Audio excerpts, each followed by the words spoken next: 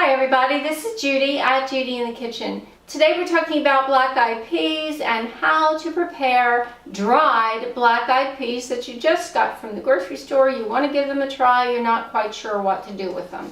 Well, the first thing you want to do, no matter how you prepare them, is open that bag and pour them into a pot or a bowl or a plate or something and sort through them.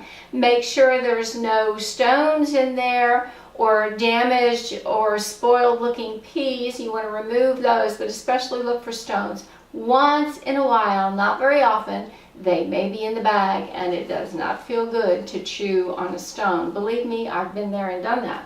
So that's the first thing you want to do. Then you want to rinse them and drain them just to make sure you get them clean. Now there's two ways to soak them. Yes, you will need to soak them.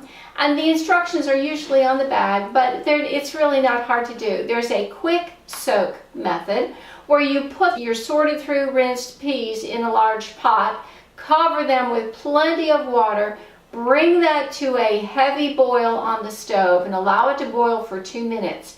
Then take them off the heat, cover that pot up, and allow it to sit in that hot water for 1 hour.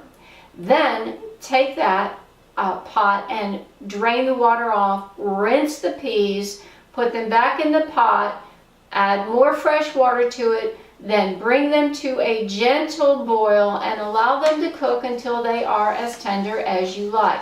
For me, I have found that they usually cook in maybe around 40 minutes or so. A lot of times the bags, the information on the bags will say cook them up to an hour or 2. To me, they would be pure mush if they were cooked that long. Maybe I boil them a little faster than they do. I don't know. But at any rate, you just allow them to cook slowly until they are as tender as you like.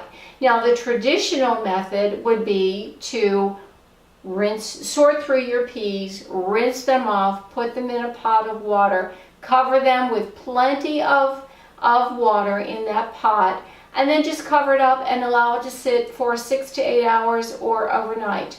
Then you drain that water off, rinse the peas, fill the pot back up with water, and then bring it to a boil, lower it down, and allow them to just gently simmer until they are as tender as you want them to be.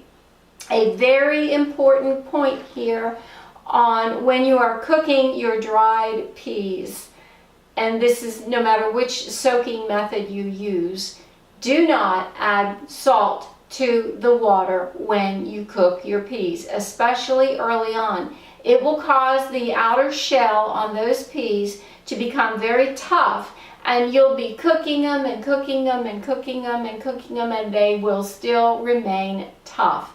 It is almost impossible to cook them long enough once you've added salt to that water. If you want to add salt to the water, you wait till they are softened, almost completely done, not quite, but well softened.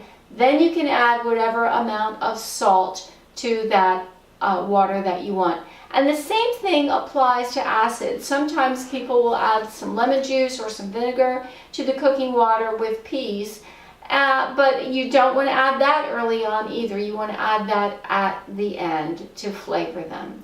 Those are very important points. You'll be glad you followed those directions, and if you add salt too early, you'll know it, and you'll cook the peas forever and they will not soften.